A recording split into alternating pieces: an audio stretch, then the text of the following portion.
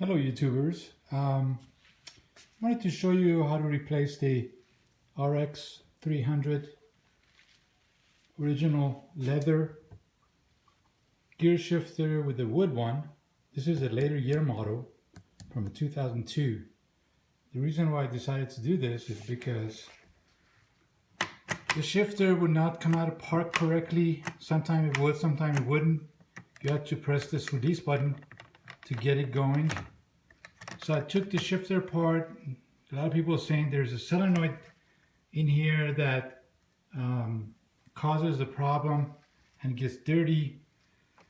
Well, taking the shifter apart was not that simple, and I may have scratched a few things over here on the top side. And so I went through it and I said, well, if I need a solenoid, if I need a cover here, this leather is old anyway, might as well just get a complete set from eBay. And it was just under $100 for the whole thing, and I hope it works. I'm gonna put it in and it's gonna be wood this time. I cleaned this up. I actually submerged it under water to get all the nicks and crannies, and cleaned it up, dried it in the Arizona weather, and I'm going to install it. Now this whole thing sits on a bracket, and it's gonna sit like that, okay, which I'll show you, and it's gonna get installed in the car. Before I do so, I'm going to show you the car, how it looks today. Here comes the right side. The upper and lower, including the glove box, have to come off, and the left side, same thing. Upper, lower bracket, and then you can get to some bolts that are around the gear shifter, and then you can remove the gear shifter. I have this unit here that has to do with the boom box my son put in back, but yours probably doesn't have that. And these are all the cables that go into the gear shifter. Everyone, I got the gear shifter in. Now it's time to put in these nuts. Before you do that, you've got to worry about this piece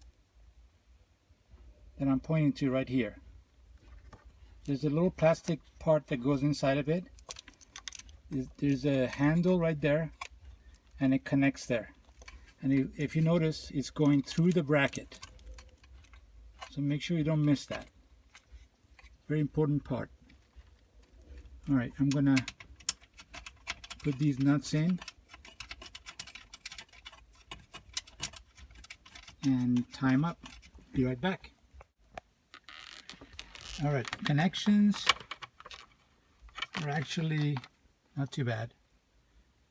There's a white one that goes here. There's a blue one. That's an important one. If you buy these units from eBay, make sure the cables that are coming out, there's two of them coming out of that unit. It's a blue one and a black one. Make sure the black one is definitely connected, and the blue one is actually the light switch, which I'm gonna check to see if it's not burnt. And there it is. And then around the end you have this unit coming out of the harness, this wire, and it goes around and it connects to this white connection right here. So make sure you plug those in and it stays nice and tight. Okay everyone, we're here to do some testing before we put the panel back. Gear shifter is in. We're going to walk through the gears, put our foot on the brake pedal. Okay, and you see everything is moving okay, and gear shifter is working good.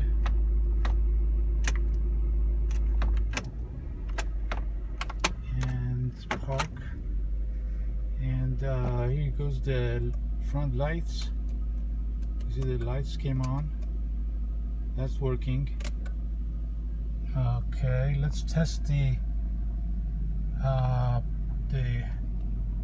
ECTs and snow button. Is working. The overdrive doesn't seem to be working, and I don't overdrive off is not working, so that means it's always on. I never had a time when I needed that button to be working. I guess I can always hold it in if I needed it, but otherwise everything else is working and I'm happy about it. I'm going to test this on a freeway and see if there's any issues, and if there are, I will report back to you. Okay, got the center panel in. This has 6 screws to it. 1, 2, 3, and 3 on the opposite side. And each side, the passenger and driver has a little ending floor panel that are clipped on. After that, you just put the center in and connect a couple of connections in the back, and this side is done. And you have to worry about the right side and the left side. If you have any questions or comments, let me know. Hope you enjoyed this video.